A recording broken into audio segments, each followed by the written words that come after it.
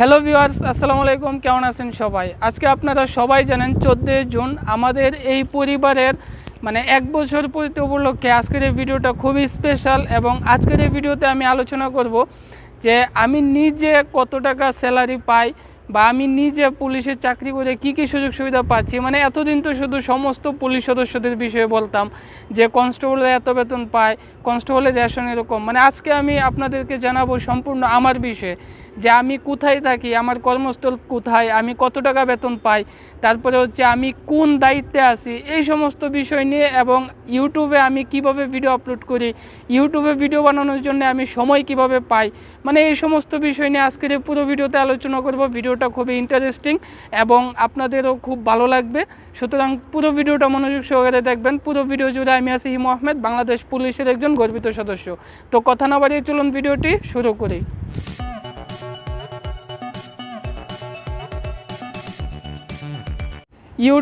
ইউটিউবে আসলে আমি কেন আসলাম, সবাই এই প্রশ্নটা করেন যে ভাইয়া আপনি ইউটিউবে আপনি যে চাকরিটা করেন সেই চাকরির পাশাপাশি আপনি ইউটিউবে কিভাবে সময় দেন এবং কিভাবে ভিডিও আপলোড করার এতটা সময় পান, ভিডিও এডিটিং করেন, আপনার তো কোনো ডিউটি নাই নাকি, এরকম প্রশ্ন অহরহ আমার কাছে আসে। আমার কমেন্ট বক্সে সবাই কমেন্ট করেন এবং পার্সোনালি মেসেজ দিয়েও আমাকে অনেকে এই প্রশ্নটা করেন। আমি এতদিন তেমন কোনো উত্তর কাউকেই দেই নাই, তবে আমি ওয়েট করতেছিলাম যে একটা স্পেশাল ভিডিও আসুক আমার ইউটিউব চ্যানেলের উপরে, যেদিন আমি এই ভিডিওটা করব আমার নিজের সম্পর্কে সব কিছু বিস্তারিত আলোচনা করে দেব। আমি আসলে প্রায় সময় ইউটিউবে বিভিন্ন ভিডিও দেখতাম বাংলাদেশ পুলিশ সম্পর্কে, যে পুলিশের এসআই হতে হলে কী কী যোগ্যতা লাগে, পুলিশের কনস্টেবল হতে হলে কী কী যোগ্যতা লাগে, পুলিশের কনস্টেবলে কত টাকা বেতন পায়, এই সমস্ত বিষয়ে ইউটিউবে বিভিন্ন রকম ভিডিও দেখতাম।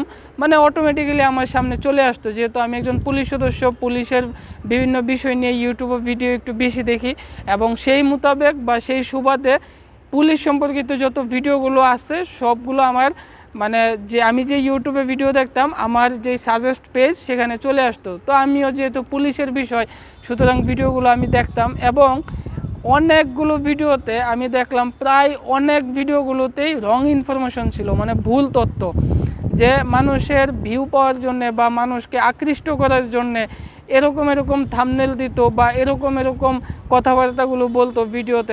সব ভিডিও না, তবে ম্যাক্সিমাম ভিডিওগুলোই ছিল হচ্ছে রং তথ্য নির্ভরশীল।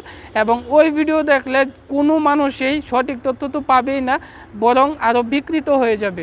তারপরে আমি একদিন সিদ্ধান্ত নিলাম যে আমি ইউটিউবে ভিডিও আপলোড করব বাংলাদেশ পুলিশ সম্পর্কে, বাংলাদেশ পুলিশের যেই ইতিবাচক নেতিবাচক দিক আছে সেগুলো আমি সরাসরি তুলে ধরব এবং সর্বসাধারণকে জানানোর চেষ্টা করব। সেই থেকেই হচ্ছে আমার ইউটিউবের চ্যানেল ক্রিয়েট করা। এবং এটা ঠিক গত বছর আজকে 14 জুন আমাদের এই পরিবারের 1 বছর পূর্ণ হয়েছে। তো 1 বছর আগে আমি একটা চ্যানেল ক্রিয়েট করি এবং আস্তে আস্তে ভিডিও আপলোড করা শুরু করি। আমি এই ইউটিউবে আপনাদের অনেকের সাথে আমার পরিচয় হয়েছে, অনেকে আমার সাথে পার্সোনালি যুক্ত আছেন মেসেজে, বা অনেকের কাছে আমার নাম্বারও আছে, অনেকে আমার কাছ থেকে নাম্বার চাইছেন বিভিন্ন সাহায্য সহযোগিতা পাওয়ার জন্যে বা পাওয়ার আশায়। তো আমি তাদের অনেককে আমার পার্সোনাল নাম্বারটাও দিছি, বা অনেকভাবে আমার সাথে আপনারা অনেকে যুক্ত আছেন। তো এত মানুষের ভালোবাসা আসলে আমি ইউটিউবের না আসলে পেতাম না। আপনাদেরকে আমার অন্তরের অন্তঃস্থল থেকে অনেক অনেক ভালোবাসা রইল এবং শুভকামনা জানাই।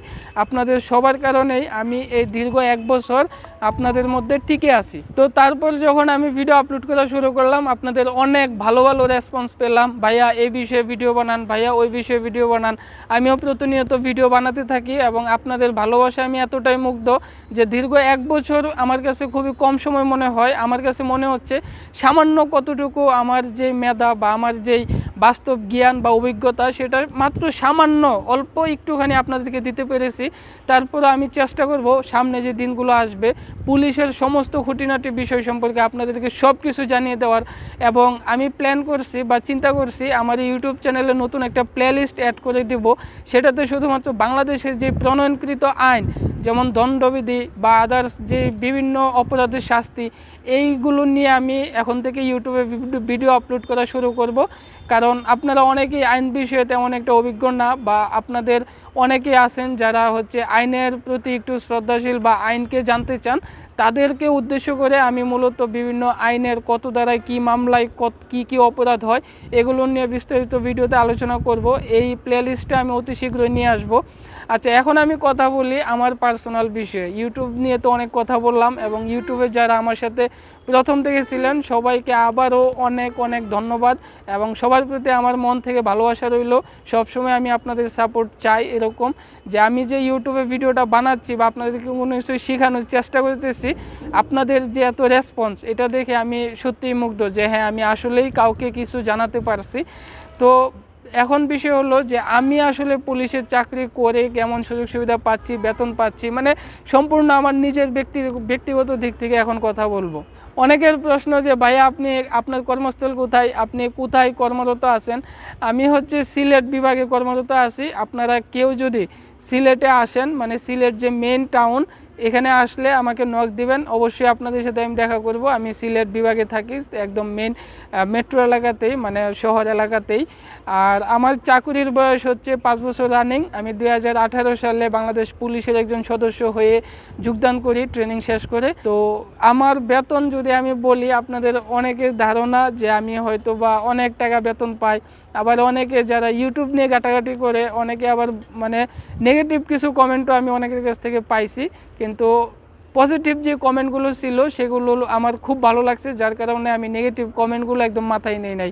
অনেকে আমাকে এমনও কথা বলছে যে ভাইয়া পুলিশের বেতন দিয়ে কি হয় না, আপনি ইউটিউবে আসছেন আরও ইনকাম করার ধান্দায়, পুলিশের আসলে ধান্দা থাকে। আসলে আমি তো প্রথমেই বলছি আমি ইউটিউবে আসছি, ওই যে বললাম যে অনেকে অনেক রং ইনফরমেশন দিয়ে সবাইকে হচ্ছে বিকৃতি করে হচ্ছে বিভিন্ন তথ্য দিয়ে থাকে। তো ওইগুলো এড়িয়ে যাওয়ার জন্যে আমি আসলে মেন যে বিষয়গুলো ওইগুলো নিয়ে ভিডিও বানাই বা জানানোর জন্যই কিন্তু ইউটিউবে আসা। ইউটিউব থেকে হ্যাঁ ইনকাম করা যায়, সেটা আমি না করতেছি না, কিন্তু সবচেয়ে বড় বিষয় হচ্ছে শুধু ইনকামের ধান্দায় না।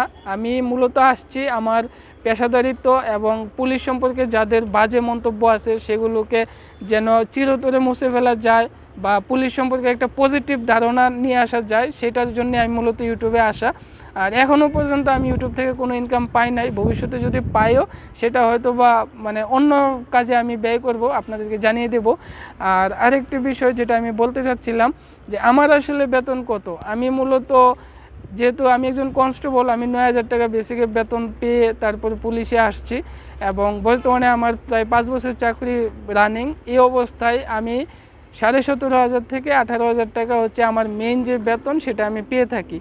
এবং আদার্স অন্যান্য যে ডিউটি আপনারা অনেকে অবগত আছেন, আমি এর আগে অনেক ভিডিওতে আলোচনা করছি যে বাংলাদেশ পুলিশের বিভিন্ন ডিউটি হয়, সেই ডিউটির ক্ষেত্রে আমরা অনেক সময় একটা বিল পেয়ে থাকি।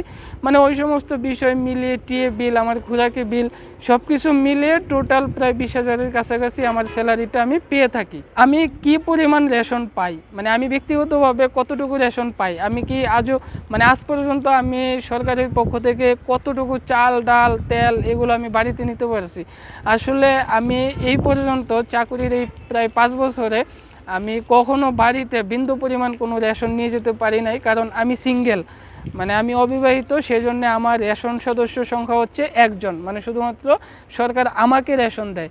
তো আমাকে যেহেতু রেশন দেয়, ওটা তো আমি বাড়িতে নিয়ে যেতে পারবো না, আমি যেখানে থাকি আমার কর্মস্থলে সেই রেশনটা দিয়ে আমাকে খেতে হয়। সেজন্য আমি কোনো রেশন বাড়িতে নিয়ে যেতে পারি না। যদি আমি বিয়ে করি অবশ্যই আমার হচ্ছে আরও একটি রেশন সংখ্যা বাড়বে, এবং ওই আমি বিয়ে করার পরে তো আমার 2 রেশন হবে, মানে 2 সদস্যের রেশন। তখন আমি 1 সদস্যের, অর্থাৎ আমার রেশনটা আমি খাবো, আর আমার যে বউয়ের রেশনটা হবে সেটা আমি বাড়িতে নিয়ে যেতে পারবো যদি চাই। এবং তারপরে বাচ্চা হলে সেই বাচ্চারও এভাবে 4 সদস্য পর্যন্ত, মানে আমি, আমার বউ আর আমার 2টা বাচ্চা, এই 4 সদস্য পর্যন্ত আমি রেশন পাবো, বা বাংলাদেশে প্রত্যেকটা পুলিশ সদস্যই পেয়ে থাকে যদি 4 সদস্য হয়। আর যদি না হয় তাহলে তো কিছু করার নাই, যত সদস্য আছে ওই সদস্যের রেশনটাই পাবে। এবং অনেকে আমাকে বিভিন্নভাবে একটি গুরুত্বপূর্ণ প্রশ্ন করেছেন যে ভাইয়া সেনাবাহিনীতে দেখি যে মা বাবার জন্য নাকি রেশন পায় শুনলাম, তো পুলিশে কি এরকম সিস্টেম আছে কি না? আসলে পুলিশে এরকম কোনো সিস্টেম নাই যে মা বাবার জন্য রেশন বাবদ কোনো কিছু সরকার থেকে দেওয়া হয় না। তবে আপনি আপনার মা বাবা যদি কখনো অসুস্থ হয়, আল্লাহ না করুক, তাহলে আপনি ওনাদেরকে চিকিৎসা করার জন্য বাংলাদেশ পুলিশের যে কেন্দ্রীয় হসপিটাল আছে ঢাকা রাজারবাগে, সেখানে নিলে আপনি সামান্য পরিমাণ মানে চিকিৎসা বাবদ কিছু খরচ দিয়ে সম্পূর্ণ চিকিৎসাটা করে নিতে মানে করাতে পারবেন। এতটুকু সুযোগ সুবিধা আছে, রেশনের ক্ষেত্রে কোনো সুযোগ সুবিধা নেই। আর আমি যখন বিয়ে করব তখন আমার বেতনের দিক থেকেও হালকা একটু বেড়ে যাবে, মানে 4 থেকে 5 হাজার টাকা আমি আরও বেশি পাবো। কারণ এখন আমি যেই বাসা ভাড়াটা পাই, বাসা ভাড়া বাবদ যে টাকাটা আমি পাই, সেটা বিয়ে করার পরে বেড়ে যাবে। মানে এখন আমি 20 থেকে 25% বাসা ভাড়া পাই, বিয়ে করলে সেটা 45% হয়ে যাবে, মানে প্রায় 4 থেকে 5 হাজার টাকার মতো আমি আরও বেশি পাবো। সুতরাং আর আরেকটা বিষয়, সেটা হচ্ছে বাংলাদেশ পুলিশে কখন বিয়ে করা যায়, বিয়ে করার জন্য অনুমতি নিতে হয় কি না, প্রায় ম্যাক্সিমাম লোকের এই প্রশ্নটা আমি পাইছি ম্যাক্সিমাম লোক থেকেই। আসলে বাংলাদেশ পুলিশে আপনি চাকরিতে যোগদানের আগে বিয়ে করতে পারবেন না। আপনি হচ্ছে এসআই ভর্তি হন বা কনস্টেবলে ভর্তি হন, চাকরিতে যোগদান দেওয়ার আগে আপনি বিয়ে করতে পারবেন না। যখন আপনি ট্রেনিংটা শেষ করে চাকরিতে যোগদান দিবেন, তারপরে আপনি যখন ইচ্ছা বিয়ে করতে পারবেন। মানে আপনি ধরেন গতকালকে বা আজকে বাংলাদেশ পুলিশের একজন কনস্টেবল বা এসআই হিসেবে ট্রেনিং শেষ করে এসে আপনার কর্মস্থলে যোগদান করছেন, আপনি চাইলে আগামীকালকে বিয়ে করে নিতে পারবেন। মানে কোনো বাধ্যতা নাই যে আপনার এত বছর চাকরির পরে বিয়ে করতে হবে, বা সেনাবাহিনীর মতো যে বিয়ের অনুমতি নেওয়া লাগে, ওই রকম কোনো রুলস বাংলাদেশ পুলিশ বাহিনীতে হয়নি। ভবিষ্যতে হবে কিনা জানি না, তবে বর্তমানে নেই এবং অতীতেও ছিল না। তো এই বিষয়টা ক্লিয়ার যে পুলিশে বিয়ে করার জন্য কোনো অনুমতির প্রয়োজন হয় না, এবং বিয়ে করলে বাসা ভাড়াটা বেশি পায়, রেশন 1 সদস্য বাড়ে, সেই দিক থেকে প্রায় 5 থেকে 6 হাজার টাকা এক্সট্রা বেশি পাওয়া যায় বিয়ে করার পরে। তো এই হলো মেন কথা। এখন আমি যদি বলি যে আমি বাংলাদেশ পুলিশে চাকরি করে কীরকম অবস্থায় আছি এবং আমি কোন দায়িত্বে আছি, আলহামদুলিল্লাহ আপনাদের সকলের দোয়ায় আমি বাংলাদেশ পুলিশ বাহিনীতে চাকরি করে অনেক ভালো আছি। এবং আপনারা অনেকেই জানেন আমার বাবাও একজন সেনাবাহিনীতে চাকরি করে, একজন সেনাবাহিনীর সদস্য, এবং উনি অফিসার পদে আছেন, ওয়ারেন্ট অফিসার, উনি চট্টগ্রামে কর্মরত আছেন। এবং আমিও বাংলাদেশ পুলিশ বাহিনীতে চাকরি করে খুবই গর্বিত এবং খুব ভালো স্বাচ্ছন্দ্য বোধ করতেছি। এবং আমার সাথে আরও যারা সদস্য আছে, আমার মনে হয় না কেউ এই পুলিশ বাহিনীতে চাকরি করে অসুবিধায় আছে। আর আমার যে ইউনিট, অর্থাৎ আমি যেখানে কর্মরত আছি, সেখানে আমি আসলে বেতার অপারেটর হিসেবে কর্মরত আছি। আপনারা অনেকেই বেতার সম্পর্কে জানেন, অনেকেই জানেন না। বেতার অপারেটর হচ্ছে এই যে অনেক পুলিশ সদস্যের কাঁধে বা প্যান্টে বা হাতে দেখবেন ওয়্যারলেস থাকে। এই ওয়্যারলেস কিভাবে ইউজ করে বা কোন কোন ক্ষেত্রে এই ওয়্যারলেস ইউজ করা হয়, মানে ওয়াকি টুকি, এটা নিয়ে আমি সম্পূর্ণ একটা ভিডিও অতি শীঘ্রই আপনাদের সামনে নিয়ে আসব, একদম ব্যবহারিক। আমারও ওয়্যারলেস আছে, সবসময় আমার কাছেই থাকে। তো আমার নিজস্ব ওয়্যারলেসটা একদিন নিয়ে ভিডিওতে আমি আলোচনা করব, এই ওয়্যারলেসটা কিভাবে ইউজ করা হয়। তো এটা নিয়ে আমি ভিডিও আপলোড করব। যাই হোক, আমি হচ্ছে আমার এই ইউনিটের ওয়্যারলেস অপারেটর, এবং আমার দায়িত্ব হচ্ছে আমার ইউনিটের যত ফোর্স আছে, যত অফিসার, কনস্টেবল, এসআই আছে, ওনাদের ছুটির ডিউ আমি হচ্ছে পাঠাই, এবং আমি যদি ছুটির ডিউ দেই তাহলে ওনারা ছুটিতে যায়। এবং আমাদের এই পুলিশদের মধ্যেও কিন্তু বিভিন্ন মামলার সাক্ষী হয়।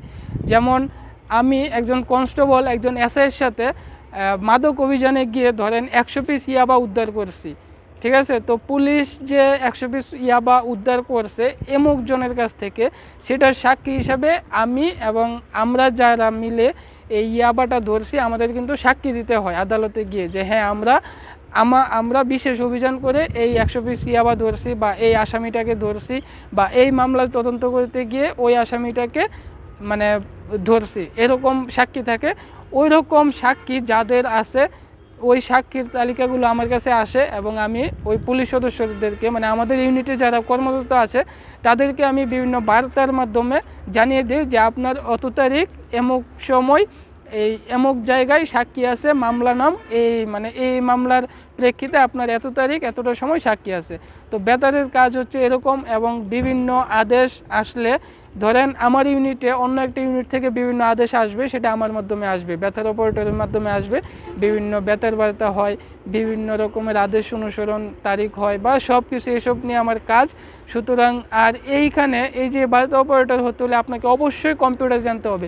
শুধু কম্পিউটারই না, ইন্টারনেট সম্পর্কে আপনার বেসিক ধারণা সহ আপনি যত ডিপ ধারণা আপনার থাকবে কম্পিউটার এবং ইন্টারনেট সম্পর্কে, আপনাকে তত বেশি এই বেতারের কাজের জন্য সুযোগ দেওয়া হবে। এবং এই বেতার শাখার কাজ খুবই গুরুত্বপূর্ণ একটা কাজ, কারণ আপনার ইউনিটের সকল তথ্য এবং অন্য ইউনিট থেকে সকল তথ্য আসবে আপনার মাধ্যমে।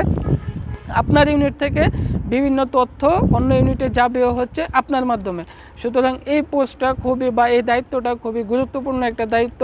শুধু যারা যোগ্য তাদেরকে এখানে বসানো হয়, এবং পুলিশের বিভিন্ন যে দায়িত্বগুলো আছে আদার্স, প্রত্যেকটা জায়গাতে যোগ্য ব্যক্তিদেরকে দেখে বসানো হয়। আমরা ফোর্স হিসাবে, সৈনিক হিসাবে সবাই যোগ্য, কিন্তু বিভিন্ন কাজের দিক থেকে এক একজনের দক্ষতা এক এক রকম, সেই সুবাদে অনেকে অনেক দায়িত্ব পেয়ে থাকে। ওই রকমভাবে আমিও বেতারের দায়িত্ব পেয়ে এখানে আসি, যার কারণে আমি একটু সময় সুযোগ, আমার যেহেতু বাইরে কোনো ডিউটি থাকে না বা আমার কোনো নাইট ডিউটি থাকে না, সেই হিসাবে আমি একটু সময়টা বেশি পাচ্ছি, যার কারণে প্রতিনিয়ত ইউটিউবে ভিডিও আপলোড করতে পারি। আমার অফিস হচ্ছে সকাল 10টা থেকে 1টা পর্যন্ত বা 2টা পর্যন্ত, তারপর আবার সন্ধ্যার পরে অফিসে যাই। ওই যে বিকালের যে সময়টা, এই সময়টাতে আমি ভিডিও আপলোড করি। এই যে পিছনে আমার যে ব্যাকগ্রাউন্ড, এটা কিন্তু ছাদ, আমি আমাদের বিল্ডিংয়ের ছাদে উঠে তারপরে ভিডিও আপলোড করি বিকালের যে সময়টা পাই ওই সময়টাতে। তো এই হচ্ছে আমি কিভাবে ইউটিউবে ভিডিও আপলোড করার সময় পাই, আপনাদেরকে বলে দিলাম আমি এভাবেই সময়টা পাই। যদি কখনও আমি এখান থেকে পোস্টিং হয়ে চলে যাই অন্য কোনো জায়গায়, সেখানে যদি এই সুযোগ সুবিধাটা না হয়, তাহলে হয়তো বা আর ভিডিও আপলোড করা হবে না। হয়তো বা এরকম প্রতিদিন বা প্রতিনিয়ত ভিডিও আপলোড হবে না, মাসে 1টা বা 2টা, অথবা যদি রেগুলারও ভিডিও আপলোড করি, হয়তো বা এই বিহাইন্ড দ্য স্ক্রিনে আমি থাকবো, স্ক্রিনের পিছনে থাকবো, কোনো কিছু শুধু স্ক্রিনে ভিডিও অ্যানিমেশনের মাধ্যমে আপনাদেরকে দেখানোর বা জানানোর চেষ্টা করবো সব কিছু। তো এই হচ্ছে আমার যে ব্যক্তিগত সব বিষয়াদি। তো আশা করি ভিডিওটা সবার কাছে ভালো লাগছে। ভালো লাগলে অবশ্যই ভিডিওটাতে একটা লাইক দিয়ে দিবেন, কারণ এই ভিডিওটা যেহেতু স্পেশাল একটা ভিডিও, আমি চাই অন্যান্য সকল ভিডিও থেকে এই ভিডিওতে লাইক প্রচুর আসুক।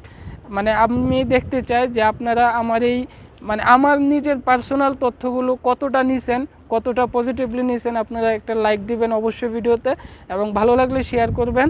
আর যারা নতুন তারা অবশ্যই চ্যানেলটা সাবস্ক্রাইব করে পাশে থাকবেন, পরবর্তীতে আমাদের এই পরিবারের সদস্য হয়ে থাকবেন। সবাইকে ধন্যবাদ ভিডিওটা দেখার জন্য। সবাই ভালো থাকবেন, সুস্থ থাকবেন, আমার জন্য দোয়া করবেন। আল্লাহ হাফেজ।